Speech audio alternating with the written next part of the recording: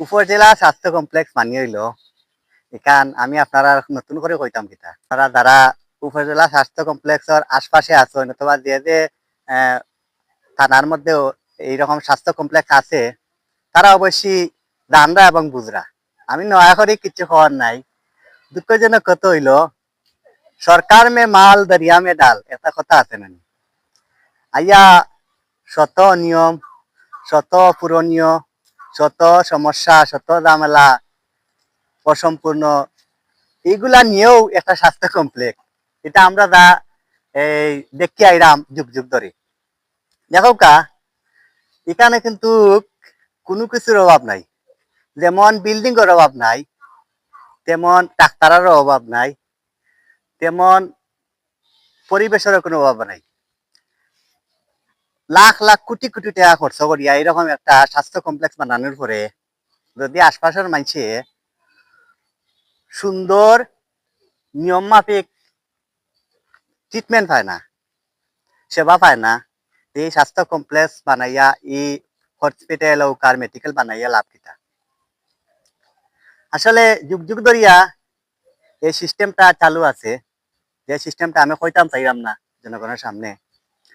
তো আমি কইরাম চাইলে কিন্তু যারা এটার পরিচালনা করেন তারা কিন্তু চাইলে এই সেবার মানটা আরো বাড়াইতে পারেন, সেবার মানরে আরো উন্নত করতে পারেন, সেবার মানরে আরো সুন্দর করতে পারেন। শুধু আমি চেয়ারে বসিয়া বসিয়া খালি মাসে মাসে বেতন পাইলাম আর সরকারের কাছ থেকে আর আমি ডিউটি করলাম করিয়া আমি আমার দায়িত্ব পালন করিলাম, এটা হয় না। সরকারে তার দায়িত্ব হইছে এরকম একটা প্রতিষ্ঠান করিয়া দেওয়া। আর যারা একটা চেয়ারে বইয়া এবং যারা এটারে নিয়ন্ত্রণ করেন পরিচালনা করেন তারা দায়িত্ব হইল এটারে সুন্দর করিয়া সাজানো। যে কোনো আবদার এই মুহূর্তে সরকারের কাছে যদি ইনো দেবা যারা আছেন তারা করে সে কিন্তু সাথে সাথে সরকারে দিতে বাধ্য, কিন্তু দিয়া হইতো কিতা যে ক্লিনিক যে মেডিকেল যে স্বাস্থ্য কমপ্লেক্স গরু বাছরে ঘাস খায়, মানুষের নিয়ম শৃঙ্খলা নাই, ডাক্তারের কোনো খবর নাই। আর তো অন্য অন্য এটা কিতা কইতাম আমি চাইলাম না সবকিছু তুলিয়া ধরতাম, চাইলে কিন্তু সেবা দেওয়া যায় বুঝছেন।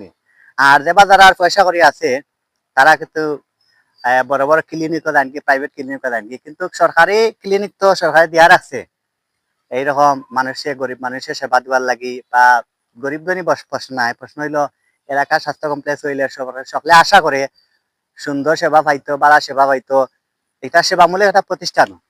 তো যাই হোক কথাবার্তা আমাদের ভুল প্রান্তি হইতে পারে, ক্ষমা দৃষ্টিতে দেখবেন। আর নেক্সট টাইমে ইনশাল্লাহ আরো ভিডিও নিয়ে আইমু আপনার মাঝে। আসসালামু আলাইকুম।